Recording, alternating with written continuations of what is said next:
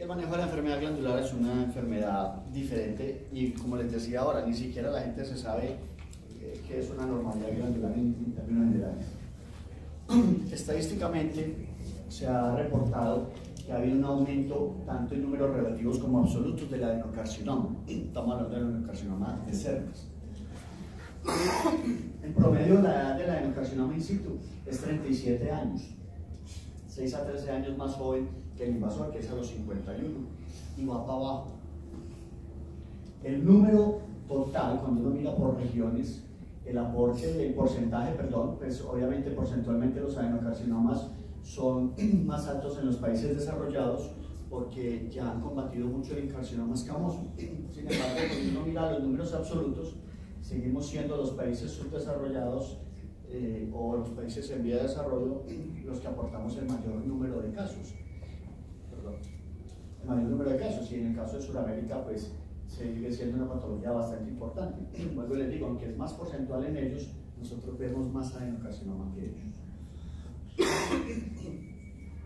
Y es que la enfermedad escamosa ha ido bajando, pero la enfermedad glandular no se ha logrado bajar a través de los años. Estos son estudios pues, en diferentes sitios donde se muestra que el adenocarcinoma sigue igual. Esto es otro estudio, este es de Canadá, donde también igual la enfermedad escamosa baja, pero la enfermedad glandular no baja. Algunos han dicho que después de los años 90 ya esto empezó como a cambiar y a estabilizarse un poco, pues a mejorar, pero definitivamente pareciese que falta algo en la enfermedad glandular, que nos falta como trabajar un poquito más, y se ha preguntado si estamos fallando en el diagnóstico o es que estamos haciendo un mal manejo de la enfermedad glandular. Y esta es una frase de este autor, de Blomfield, pero que la repite casi todo el mundo, y es que las lesiones glandulares cervicales preinvasivas e invasivas se consideran que es un reto excepcional para todo el proceso del diagnóstico es un reto excepcional para los que trabajan en eso. Primero, obviamente como el carcinoma escamoso no tiene indicadores clínicos, entonces no vamos a tener forma de prevenir o de diagnosticar tempranamente esta enfermedad. ¿Cómo se diagnostica? Como siempre, en citología. La citología, recordemos que es mucho menos eficiente para la enfermedad glandular que para la escamosa, porque la lesión se ubica más arriba del canal, la muestra muchas veces es insuficiente, y las personas que interpretan las anormalidades citológicas le pasa lo de todo el mundo, también tienen enredo, hasta los patólogos tienen enredo de la enfermedad glandular y no las reportan bien y no están entrenados en verlo. Y donde más se pela, donde más variabilidad interobservador existe, y eso está también medido, es en la enfermedad glandular, no en la escamosa. Es decir, nos acostumbramos a ver cosas escamosas, pero no glandulares. Cuando le llamamos a colposcopia también, el colposcopista no está familiarizado con los hallazgos colposcópicos y uno no diagnostica lo que no sabe diagnosticar, uno no se lo encuentra nunca. Y como uno está más pendiente de la lesión escamosa y la lesión escamosa es más bullosa, termina uno poniendo la atención a la lesión escamosa y se le pasa a la lesión glandular. Cuando mandamos la biopsia también el patólogo tiene problemas. El patólogo tiene problemas en la interpretación de la enfermedad glandular por muchísimas razones. Una de ellas es porque mide profundidades y mide todo en un epitelio que es irregular, no como el escamoso que es plano. Entonces también dificulta un poco más. Y se ha pensado que es una enfermedad más agresiva y por eso se ha tenido temor al manejo conservador, y como dice la doctora, el gol estándar de manejo siempre se ha considerado que ha sido la histerectomía como tratamiento definitivo en el in situ. Sin embargo, no todo es desalentador. Los nuevos avances en tamización, o sea, la tamización con pruebas de papiloma, son mucho más sensibles en la enfermedad glandular. El seguimiento con pruebas de papiloma a las pacientes con enfermedad glandular es mucho mejor que seguirlas con citología, porque no sirve seguirlo con citología. Y la vacunación son tres armas que con estos avances, pues obviamente son efectivas todas contra la enfermedad glandular. De hecho, algunas más que para la enfermedad escamosa. Por ejemplo, la vacunación. Esto es para la enfermedad glandular, esto es para la enfermedad escamosa. Entonces, para la vacuna bivalente o para la cuadrivalente, pues la protección es del 79% para cáncer de escamoso y para la enfermedad glandular y 68% para la enfermedad escamosa, es decir, protege incluso más para la enfermedad glandular. Un estudio de la doctora Gloria Sánchez, que ya se nos fue, hicieron una proyección con la población de Cali que tiene pues como una base de datos bastante buena y encuentran que la protección para la enfermedad escamosa de la bivalente y la cuadrivalente es del 65%, mientras que la adenocarcinoma es todavía un poquito más, 70%. Y cuando vacunamos con la nonavalente, se aumenta todavía más, 19% más para protección de la enfermedad escamosa, pero más 23%, es decir, todavía más. Termina uno en un porcentaje alto la protección con una vacuna nonavalente para el adenocarcinoma de cervix, o sea que es muy útil en estos casos. Muy bien, entonces dice, la conclusión de la doctora Gloria Sánchez en su estudio es que la vacunación contra el papiloma va a proporcionar la mejor estrategia para la prevención de los adenocarcinomas de cuello uterino. Esto es una forma de resolver como ciertas dificultades que tenemos. Y empieza el enredo. En el año 91 hacen la introducción del término AGUS. Recordemos que AGUS se les pareció a los gringos ASCUS, entonces lo cambiaron, lo cambiaron por AGC. Le decían que esto se enredaban con ASCUS. Entonces cambiaron la enfermedad glandular por AGC. Y no se ha cambiado, en los últimos 23 años, 23 tampoco se ha cambiado, o sea que seguimos de ahí. Miren la fecha y miren que todavía mucha gente no se lo sabe. Estas son, vuelvo y muestro las enfermedades, las alteraciones de la citología en la enfermedad escamosa. Esto es un espectro de enfermedad. Cuando uno mira una célula, el citólogo mira una célula, simplemente está mirando un espectro de enfermedad, es decir, una célula medio enferma, más enferma, recontraenferma y una célula cancerosa. Para la escamosa todo el mundo lo tiene como muy claro, pero para la glandular no. Entonces, y yo bueno, se los veo a toda la gente cuando se enreda. El AGC se divide así. El AGC solo, sin apellido. AGC a favor de neoplasia, adenocarcinoma in situ o adenocarcinoma, sugestivo de adenocarcinoma. Esas son las únicas posibles alteraciones citológicas de las células glandulares, ¿correcto? Ya cada una, la normalidad glandular, el AGC solo sin apellido, puede decirle a uno el patólogo, y esto casi no lo hacen aquí, hombre, ese AGC, esa normalidad glandular solita que veo, es del endocervix, es del endometrio o es no especificado. Es decir, no sé si es de endometrio o endocervix. Lo mismo que el AGC a favor de neoplasia. Todo el mundo habla de AGC NOS, pero es que el AGC NOS es simplemente que no le especificaron el sitio. Entonces lo que tenemos que pensar en nuestro cerebro es que el AGC es AGC solo, endocervical, endometrial o no especificado, o AGC a favor de neoplasia, porque van a ver que se maneja totalmente distinto. Adenocarcinoma in situ, adenocarcinoma, que son citologías francamente perversas. Como dato general, las lesiones obviamente escamosas son muchísimo más frecuentes que las glandulares.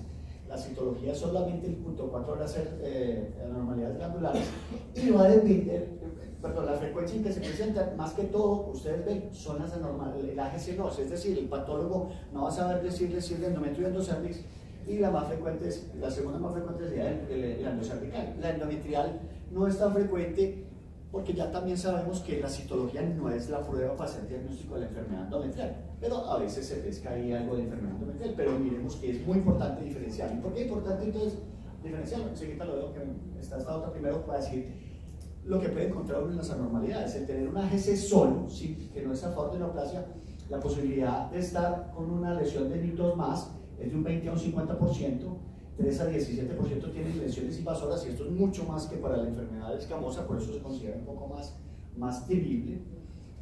Las lesiones glandulares puros son menos frecuentes y puede encontrarse en algún porcentaje de cáncer de endometrio, y si se asocia enfermedad escamosa y enfermedad glandular de alteración en la citología, pues obviamente va a aumentar la posibilidad de uno estar enfermo. La posibilidad de tener una enfermedad uno con AGC a favor de neoplasia es bastante alta, lo mismo que una endocarcinoma in situ. Personalmente considero que una AGC neo es un cáncer hasta que no demuestre lo contrario. Yo veo una gente que le sale una citología AGC neo, y más en nuestro medio, tiene un cáncer con seguridad, casi con seguridad tiene un cáncer, o sea que no se despeguen de esa zona. Y lo que les decía, la importancia de saber si es endometrial, endocervical o no lo especifican, y en esto vuelvo y digo, me parece muy triste que nuestros patólogos no estén entrenados, es porque aquí no lo hacen, aquí todos son AGC o AGC no, o sea, no hay nada, nadie le dice de dónde es. Y miren la importancia, si usted tiene una anormalidad glandular endometrial, ¿qué va a encontrar? La posibilidad de tener una lesión de nicto cervical es de un 3.3, pero obviamente como es una AGC endometrial, la posibilidad mayor va a ser de tener un cáncer de endometrio, hasta un 15%. Si usted lo que tiene es una AGC endocervical, pues obviamente lo más probable es que tenga una enfermedad endocervical, que un 12%, y un cáncer endometrial sería muy raro, mucho menos del 1%. Pero si no está especificado, pues la posibilidad como que se pone en el intermedio, ¿cierto? Porque como usted no está haciendo endometrial o endocervical, pues ustedes ven los porcentajes, está como intermedio, donde aumenta un poquito el endometrial y baja un poquito el endocervical. Entonces, eso es importante por lo que vamos a ver ahorita más tarde, saber en qué consiste. Esto es otra tabla igualita donde muestra los factores de riesgo para poder encontrar enfermedad significativa o no encontrar enfermedad significativa. Entonces, uno de los factores de riesgo más importantes es el estado hormonal. Entonces, si usted tiene una GC, una paciente posmenopáusica, pues tiene un riesgo más importante de encontrar enfermedad importante que no encontrarla, que las premenopáusicas, ¿correcto? Es un factor, como lo ven, un factor de riesgo importantísimo. El otro factor de riesgo importantísimo pues está relacionado con lo mismo, es la edad. Entonces, mayores de 50 o menores de 50, donde la mayor de 50 que tenga una GC va a estar más asociado a enfermedad importante que las que son jóvenes. Y otro factor importante, no tan importante, pero importante, es la presencia de síntomas. Obviamente, si uno tiene síntomas, la posibilidad de encontrar una enfermedad endometrial se aumenta, pero la posibilidad de encontrar una enfermedad cervical es más o menos igual. Muy bien. Y obviamente encontrar una enfermedad glandular a favor de neoplasia, pues la posibilidad de estar enfermo es bastante alta, o sea que ese sí, ni busque más factores de riesgo. Lo otro es que tener una AGC no solamente habla que hoy tenemos un riesgo, ese riesgo puede persistir incluso hasta por 15 años, sobre todo en este grupo de edad, ya se los voy a mostrar. La línea azul es enfermedad glandular y está dividido por edades de 23 a 29, hasta los 39, hasta los 49 y los mayores de 50. La línea azul es la enfermedad glandular y las otras son las enfermedades escamosas y los mixtos. Entonces mírenme que estos pacientes, las mayores de 39 años, por los siguientes 15 años, incluso van a tener, en todas, van a tener mayor riesgo de enfermedad, pero sobre todo en este grupo poblacional.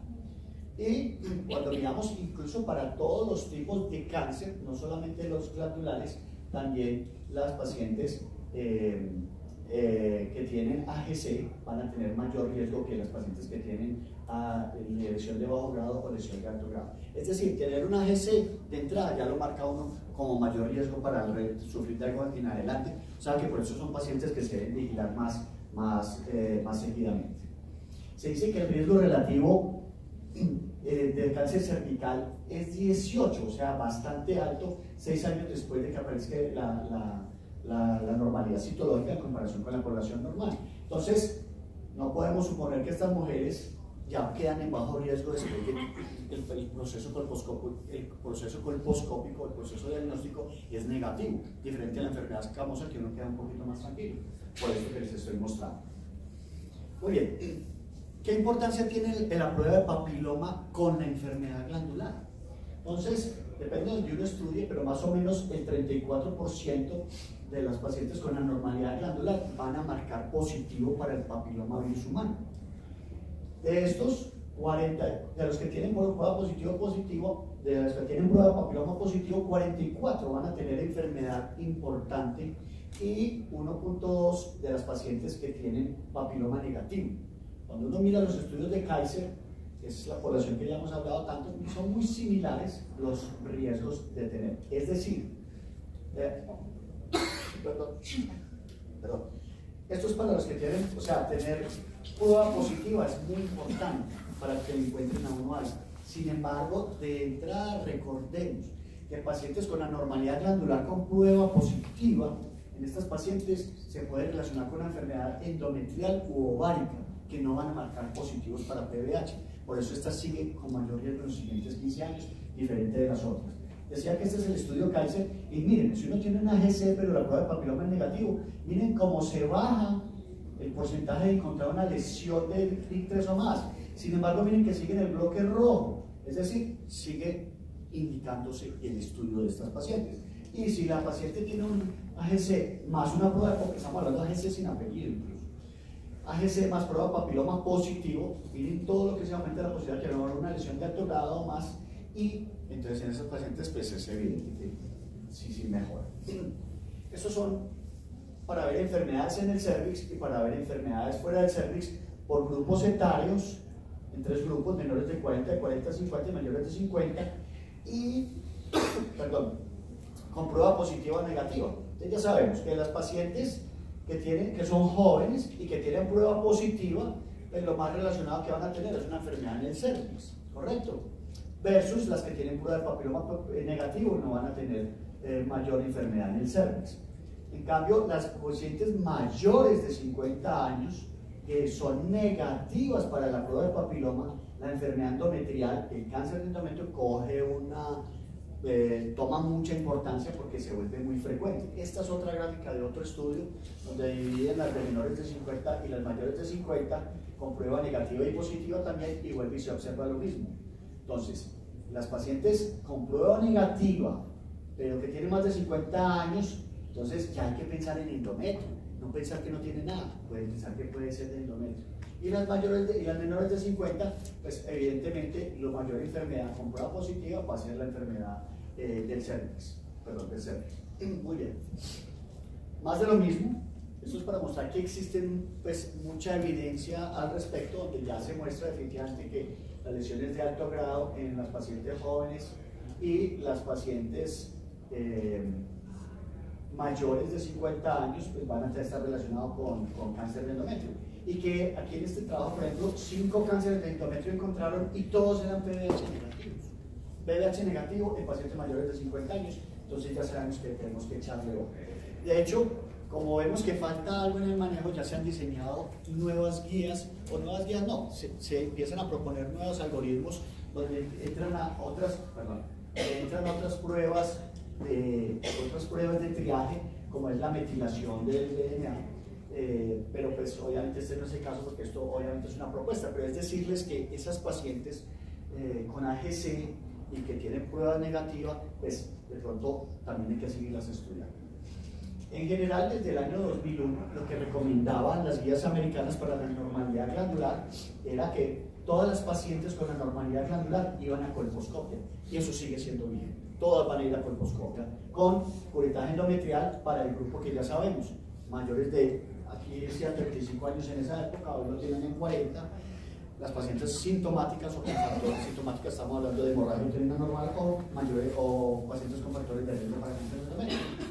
O que la atipia y la anormalidad glandular, estamos hablando de AGC sin apellido, ya le diga al patólogo que específicamente es de endometrio. Esas pacientes habría que hacer un estudio de endometrio inicialmente. Si usted encuentra enfermedad de alto grado para arriba, obviamente va a hacer el manejo adecuado, pero si no encuentra, estas pacientes básicamente miran. Si es una AGC, no soy ante los de afodenoplasia, hay que seguir estudiándolo con excisión, etcétera, etcétera. Pero si no encuentra nada, a esas pacientes hay que hacer, en este caso para el año 2001, se repetía la citología. Cada 6 meses, hasta tener 4 citologías negativas.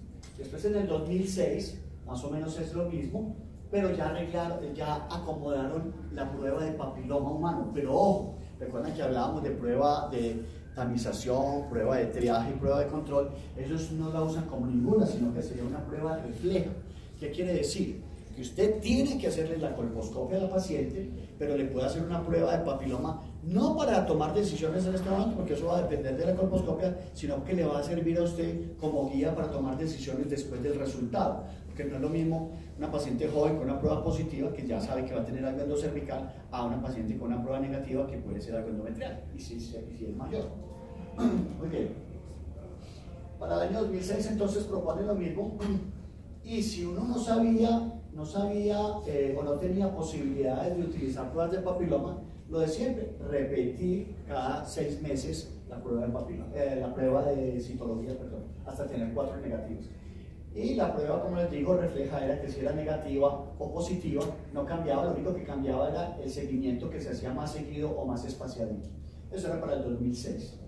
para el 2012, pues vuelven y hacen lo mismo, porque les digo, todas las pacientes van a ir a colposcopia, excepción de la que diga endometrio específico que empiece el estudio endometrial, con lo mismo para las condiciones pues, de curitaje endometrial para esas pacientes, para esos grupos de pacientes, pero retiraron el uso del papiloma porque aumentaba el costo general, el alto riesgo de inicial de precáncer, pues definitivamente como no era dependiente de la prueba de papiloma, y como les digo, hay lesiones que son endometriales y que no están relacionadas con el papiloma. Entonces, realmente, como algoritmo, no está metido la prueba de papiloma. Vuelvo y digo, los gringos, como tienen el co-testing y ya les llega en la mano, lo pueden utilizar para interpretar cómo hacer el seguimiento o vigilarle algo más. Pero ya ven que no es requisito en este momento para el manejo de los pacientes con anormalidades glandulares, ¿correcto?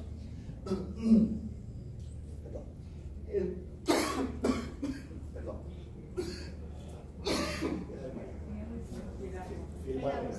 Bueno, la normalidad glandular entonces, el manejo postcolposcópico se encuentra, obviamente se maneja como una lesión de alto grado para arriba, y si no se encuentra nada, ya hoy en día para los americanos, pues es hacer el co-testing a los 12 y los 24 meses, ¿correcto?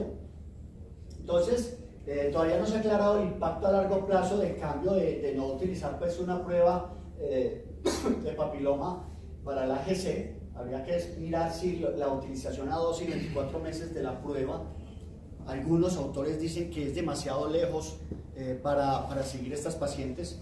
Lo que concluye uno después de leer todo esto es que echémosle más ojo a las pacientes con anormalidades glandulares. Estoy hablando. Muy bien.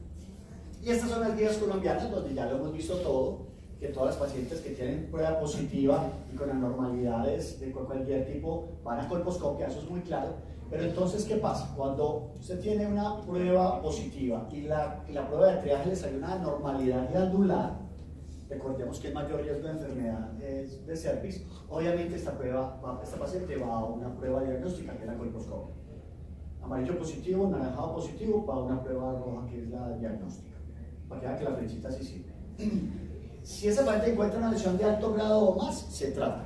Y si no, recordemos que cuando era un bajo grado o alguna cosa de la citología, pues iba a seguimiento, a pruebas de control. Sin embargo, en las pacientes con anormalidad glandular hay que mirar, porque para los americanos muchas de esas pacientes tienen alto riesgo, por eso se considera una alteración citológica muy importante.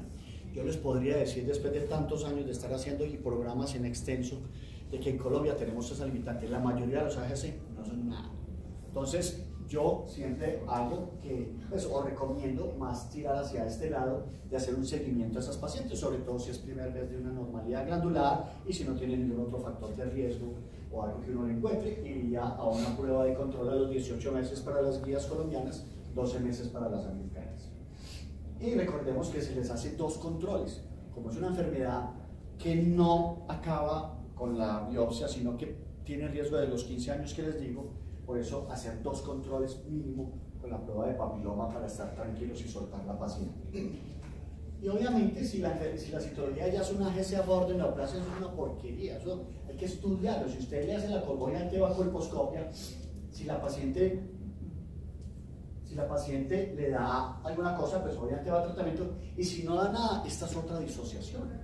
Entonces, como tal, se maneja como disociación donde, la mayoría pues tienen que ir a manejo excisional, revisar toda la materia, hacer todo lo que sea. Usted no puede soltar a esa paciente hasta que no esté tranquilo. Muy bien. Como les decía esto, cuando usted tiene la paciente postcolposcópicamente no tiene nada, pues se hace seguimiento con co-testing para los americanos, con a los 12 o 24 meses, con las guías del 2012, pero vuelve y juega, y yo sigo insistiendo, es que uno tiene que tener como la cabeza plantada donde está. Si usted no tiene pruebas de papiloma, ¿usted cómo le va a dar una prueba de papiloma? Entonces se fregó a esa paciente. Usted no se invente un esquema nuevo, vuelva al esquema del 2006, donde decía, usted no tiene prueba de papiloma, y la primera AGC le dio la colposcopia y todo negativo. Citología cada 6 meses hasta tener 4 valores negativos. No se invente su propio esquema. El esquema Witrago, el algoritmo Witrago, eso no existe todavía. Muy bien. Entonces, entramos en un capítulo muy interesante, es ¿qué pasa con la histeroscopia? Porque vemos ya mucha gente pensando en la histeroscopia en la enfermedad glandular. Entonces, recordemos que las pacientes que tienen enfermedad endometrial, pues esas pacientes sí podría caber algo de pensar el estudio endometrial, ¿cierto? Porque ya no tenemos una citología que dice, hombre, es que la normalidad que yo veo en esa glándula es del endometrio. Bueno, pudiera tener una cabida, vamos a analizarlo. La segunda cabida donde tuviera tener posibilidades serían pacientes que no tienen eso, pero que tienen factores de riesgo como anovulación, hemorragia, etcétera, que son las mismas con las que se hace el curetaje endometrial. ¿Correcto? Supondría uno, sentido común. Sin embargo, recordemos que las biopsias de consultorio, sea con cualquiera de estos instrumentos, tienen muy buena sensibilidad y especificidad para lesiones cancerosas. ¿Ok? Obviamente no es buena para lesiones benignas, pólipos, algunas hiperplasias, etcétera, pero tiene muy buena sensibilidad. Entonces uno se pone a buscar en la evidencia, hombre, ¿será que la histeroscopia sirve? Yo soy histeroscopista, ustedes saben que me encanta la histeroscopia, es otra de mis pasiones en la vida. La endocervicoscopia es una histeroscopia básicamente donde combina la histeroscopia con un sistema de clasificación colposcópica, es decir, incluso algunos echan hasta acético, haciendo la histeroscopia, le echan acético y miran los cambios del endocervix. Realmente no hay mucho escrito. Hice una revisión de todo el tema y es muy poquito lo que usted encuentra, y algunos de los trabajos venezolanos, y no estoy hablando más de los venezolanos, sino que realmente son trabajos pequeños que realmente no tienen como mucho peso. Vamos a mirar, por ejemplo, todos estos trabajos que hay hasta hoy son hechos para no son hechos para enfermedad glandular, todos esos trabajos son hechos para enfermedad escamosa. Entonces, por ejemplo, este trabajo, que se ve muy bonita la imagen, donde le echan el acético y entran con el histeroscopio, etcétera, está hecho para lesiones intraepiteliales de alto grado y pacientes que tienen colposcopias con zona de transformación no visible. Entonces se meten ahí y pueden mirar. Ellos concluyen que la endocervicoscopia pues, es una técnica segura, obviamente eficiente, de consultorio fácil, ¿cierto? Que mejora el diagnóstico de las lesiones, ¿cierto? Precisa exactamente dónde puede estar y ayuda un poco como a determinar el manejo de tan profundo va a ser el cono y puede ayudar a manejo de los pacientes que desean fertilidad, a hacer un tratamiento más conservador, pero es lo único que muestra. Este otro trabajo básicamente es parecido al otro, pero es hecho en pacientes con lesiones de bajo grado escamosas, en pacientes con colposcopias negativas, e incluso les inyectan un azul de contraste y encuentran 7.8 de lesiones endocervicales detectadas por la endocervicoscopia. Entonces, dice que puede servir, pues sí, hay algo de esas pacientes que puede ser, pero no, vuelvo y digo, no está hecho para enfermedades glandulares.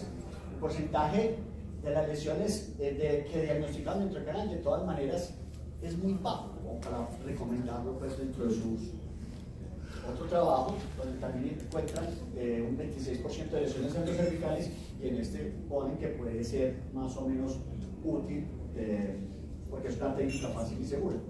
Este último es hecho para enfermedades escamosas en general y colposcopia insatisfactoria, casi todo para colposcopias insatisfactorias, y básicamente muestra que el valor predictivo negativo y la especificidad son relativamente bajas para recomendar. Entonces, pudiéramos decir, ¿cuándo vamos a hacer una histeroscopia en una paciente con anormalidad glandular? Entonces, pudiéramos decir, pensemos, nosotros que somos tan inteligentes aquí todos en esta sala, y ya hemos visto la evidencia en los números. Hombre, una paciente con anormalidad glandular, pero la zona de transformación no la vemos, aunque pudiera servir la histeroscopia porque me meto en el canal y la veo. Ya les mostré la evidencia, que el aporte es relativamente pequeño. O las pacientes con anormalidad glandular, en un estudio inicial, por ejemplo en las mayores de 50 años que hablábamos que tienen mayor posibilidad de tener enfermedad endometrial. O pacientes con AGC endometrial específico, que ya me dijo el patólogo que esa anormalidad es endometrial. O las pacientes sintomáticas porque se relacionan con esto. O pacientes con enfermedad, con factores de riesgo para enfermedad endometrial, obesidad, hipertensión, diabetes, hiperestrogenemia, etc. O pacientes con AGC en estudio, AGC a favor de neoplasia, que es una citología muy fea, y si usted hizo un primer estudio que es negativo, pues hay que seguir estudiando. O pacientes con AGC a repetición, es decir, no la haga todas de primerazo. pero pensar que en las de AGC a repetición. Entonces, la verdad, no hay evidencia. Pudiéramos pensar en todo eso, pero no hay evidencia, estamos inventando. Yo les podría decir aquí de cariño, porque hago histeroscopios, que me las manden, mentira, no. Que para estas primeras dos, definitivamente no. O sea, no podemos hacer histeroscopias porque la zona de transformación no es visible, porque no mejora. Para eso tiene la cureta endocervical y para eso tiene la cureta endometrial. Estas pacientes mayores de 50 años, para eso tiene la cureta endometrial. Las que son sintomáticas, pues es que ya, ya no sería una normalidad, ya sería una normalidad con HUA. Entonces, de pronto sí serviría hacerle más el estudio, pero más por los síntomas, no que por la AGC, porque vuelvo y digo, la sensibilidad para lesiones cancerosas del cuetaje endocervical y endometrial son muy buenas. El AGC a favor de neoplasia, obviamente, y el AGC a repetición. Yo simplemente de todo esto, como les digo, las pacientes con AGC a repetición que uno no ha encontrado nada, no es que sea de entrada, es que usted ha hecho todo el estudio y no encontró nada, porque recuerden que incluso el AGC a repetición es una indicación de colonización, y hace una resección, un estudio de resección. Si ahí no encuentra nada, y es una paciente mayor de 50 años, yo le haría un estudio endometrial. Si es sintomática y es mayor de 50 años y tiene una AGC, también le haría una histeroscopia. Le pudiera hacer una histeroscopia. Pero como les digo, estas serían las únicas partes donde cabría una histeroscopia, pero falta evidencia. Qué rico que logremos hacer un estudio donde podamos demostrar eso, todavía no sale. Por ejemplo, una paciente de 54 años asintomática, le hace, esto es un caso de la vida real, la ve una colega y le hace una colposcopia biopsia y la biopsia sale negativa. ¿Okay? Conducta. ¿Cuál? ¿Quién le hace citología en 6 meses? Cono, ¿cierto? Conización. Es una disociación, ¿cierto? Por esta paciente le dejaron manejo expectante. Entonces, le pidieron una citología a los 6 meses que dio negativo. Conducta. Cono. Existe ese cono. ¿Está bien? Entonces llegó a mi consultorio, ahí sí llegó a mi consultorio, entonces yo le pedí relectura. Yo hablé con el patólogo, le dije, por favor, revíseme la citología, señora, tráigame la colposcopia, que nunca me trajo el informe. Yo no sé por qué no entregan los informes colposcópicos, eso es casi que un derecho del paciente, y para uno tomar decisiones siempre de tenerlo. No, lectura de coro, ¿Qué? ¿No le han hecho como abajo? No, está malo, sí, es relectura de citología, doctor, gracias, sí, ahorita lo borro. De biopsia. Relectura de biopsia. De cureta endocervical. Ah, sí, está malo aquí. La relectura Sí. de cureta. La relectura de la citología, no es con la de patología, perdón. La relectura de la citología es AGC a favor de neoplasia, o sea, no, lo que decía la doctora Marcela, a mí me pasa todos los días. Uno no manda más relecturas porque está mamado, que lo llaman a regañarlo a uno, pues, que porque manda una relectura cuando es lo más normal del mundo y le manden el mismo informe. Y la biopsia, discúlpenme por favor, fue negativa. Conducta. Cono. Yo le mandé una histeroscopia de consultorio. La verdad es porque yo tengo un colposcopio, entonces la miré, volví a mirar el cervix, etcétera, y no tenía nada. Le hice una histeroscopia de consultorio. Perdón. Esto fue lo que encontré finalizando el canal endocervical. Encontré una lesión algo nodosa con vasos atípicos, muy al final del canal endocervical, en un solo sitio. Le tomamos una biopsia.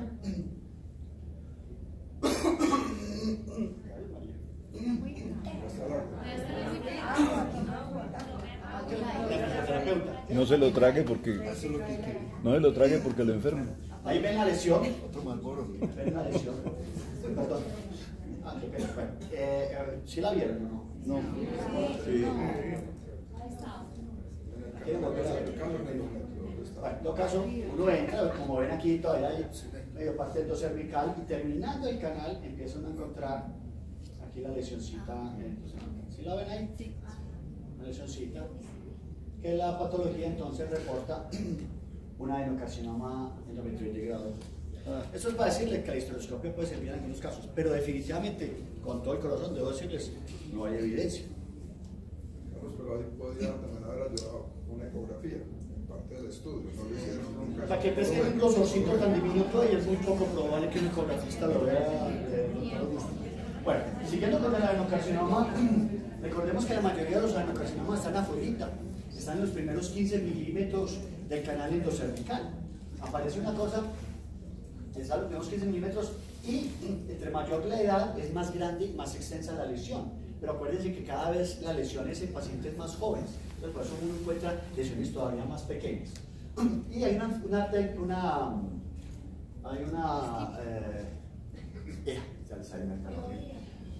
hay una palabra pues que es las lesiones saltonas.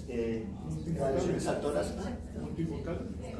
No, es decir que hay unas lesiones especiales, pues, que son las lesiones saltonas, que no es como la enfermedad escamosa que va progresando a través de la zona de transformación, sino que pueden haber lesiones saltonas entre el 6.5 al 15% de las lesiones, como lo ven acá, pero en términos generales, en las lesiones saltonas, uno encuentra la primera parte del canal endocervical, gran parte de la enfermedad.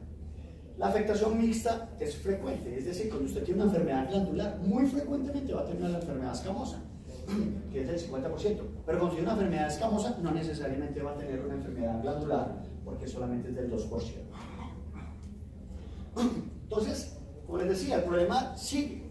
Colposcopia. La colposcopia no tiene un patrón colposcópico característico. Muchos de los pacientes tienen unas colposcopias divinas y yo he sentado pacientes otra vez que me llega la colposcopia en ocasión y necesito acostarte otra vez. Vuelvo y pongo el espéculo, echo acético y echo y será que uno es muy bruto pero no ve nada.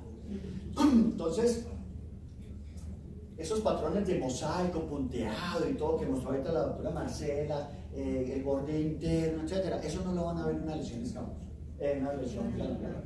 Eso es un cervix normal. Usted ve aquí las cabezas glandulares, de pronto ve alguno que otro orificio glandular, los quistes de nabo, etc. Y estos son los hallazgos descritos en la colposcopia anormal de una enfermedad glandular.